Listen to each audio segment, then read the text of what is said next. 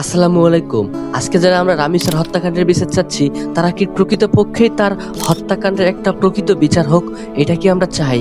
নাকি শুধুমাত্র এইটা একটা ট্রেন্ড, যে ট্রেন্ড শেষ হয়ে গেলে আমরা আস্তে আস্তে রামিসাকে ভুলে যাব? কি কথাগুলো কি খুবই তিতো মনে হচ্ছে? আচ্ছা, আপনাদের কি মনে আছে আসিয়া নামের একটা মেয়েকেও ঠিক একইভাবে এইরকম হত্যা করা হয়েছিল? সেই হত্যাকাণ্ডের ফলে আমরা তাদের বিচার চেয়েছিলাম এবং মিঠু নামের একজনকে মৃত্যুদণ্ড দেওয়া হয়েছে। আদৌ কি সেই মৃত্যুদণ্ড কার্যকর করা হয়েছে?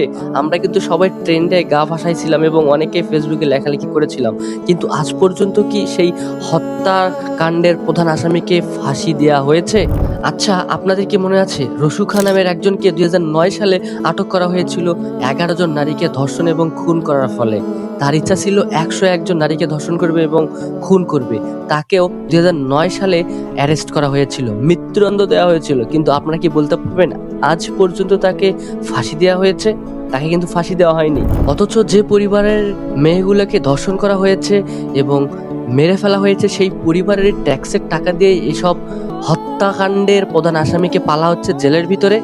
আজকে যে রামিসা এবং আসিয়াকে হত্যা করা হলো, আপনারা কি জানেন এই রামিসা এবং আসিয়ার পরিবার থেকে ট্যাক্স তোলা হচ্ছে এবং ট্যাক্স তুলে এসব হত্যাকাণ্ডের প্রধান আসামিকে জেলের ভিতরে ভরণ পোষণ দেওয়া হচ্ছে, চিকিৎসা দেওয়া হচ্ছে। মানে আমাদের একটা লজ্জা থাকা উচিত যে আমরা হত্যাকাণ্ডের প্রধান আসামি যাকে ফাঁসি দেওয়া হবে, তাকে ফাঁসির রায় কার্যকর না করে আমরা আমাদের ট্যাক্সের টাকা দিয়ে তাদের জেলের ভিতরে পালতেছি। আজকে যে রামিসা মেয়েটা মারা গেল এবং তার পরিবারের কাছে যখন সাংবাদিকরা গেল, তার বাবা বলল যে আমি বিচার চাই না, কারণ এই রাষ্ট্র বিচার করতে অক্ষম, বিচার করতে পারে না, পারলে বিচার করে দেখান। একটা বাবার কতটা কষ্ট মনের ভিতর রেখে এই কথাগুলো বলেছে, জাস্ট চিন্তা করুন একবার। আসলে কি আমরা এই রামিসার এবং আসিয়া সহ যেসব মেয়েরা আজ ধর্ষণ প্লাস হত্যা হচ্ছে, তাদের কি আমরা সঠিক বিচার দেখতে পারবো?